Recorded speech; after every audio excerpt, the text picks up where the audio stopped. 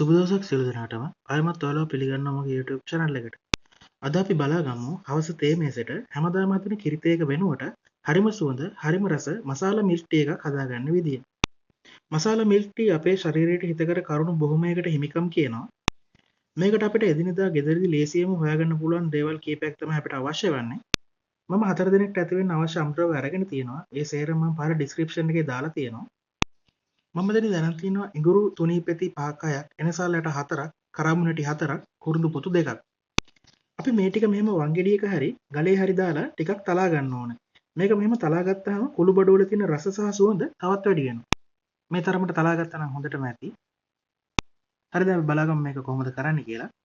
මම මෙතෙන්ට උණු වතුර කෝප්ප එකමාරක් අරගෙන ඒක පොට්ටයකට දාලා ඒකට දාගන්නවා අපි කලින් තලා ගත්ත කුළු බඩු ටික. හරි දැන් අපි මේක නටනකම් රත් කරලා ඊට පස්සේ විනාඩි 3ක් වගේ මේක හොඳට කලවම් කරගන්න ඕන.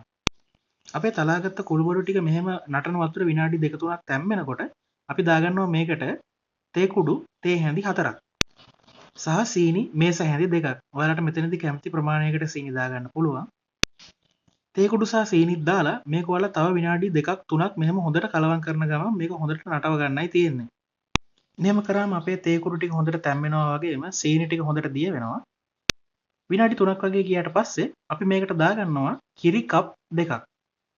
ඔයාලට මෙතනදී ෆ්‍රෙෂ් මිල්ක් හරි කිරි පිටි වලින් හදාගත්ත කිරි හරි ඔයාලට කැමති දෙයක් භාවිතා කරන්න පුළුවන්. ඊට පස්සේ ඔයාලා මේක ගින්දර වැඩි කරලා ඔයාලා මේක නටන ප්‍රමාණයට ගෙන්ව ගන්න ඕන. මෙහෙම කිරි නටන ප්‍රමාණයට ආපුවාම ඔයාලට ගින්දර අඩු කරලා ඔයාලට මේක විනාඩි 3-4ක් මේක හොඳට සිමර් කරගන්නයි තියෙන්නේ. මේ විදිහට විනාඩි 3-4ක් මේක සිමර් කරගන්න. ඊට පස්සේ ඔයාලට මේක ගින්දරෙන් බා ගන්න පුළුවන්. ඔයාලා මේක රස්නේ තියෙද්දිම මේක සර්ව් කරගන්න. එතකොට තමයි මේක හොඳම රස එන්නේ. හරි දැන් අපේ මසාලා මිල්ක් ටී එක සාදාගෙන අවසන්. ඔයාලා තවදුරටත් මාව subscribe කරලා නැත්නම් subscribe කරන්න කියන පුංචි ඉල්ලීමක් කරන ගමන් ඔයාලට තවදුරටත් මේ වගේ ලේසි පහසු රෙසිපි දැන ගැනීමට අවශ්‍යයි නම් මාත් එක්ක රැඳිලා ඉන්න. එහෙනම් ආය ඔයාලා හමු වුණතුරු ඔයාලට සුබ දවසක්.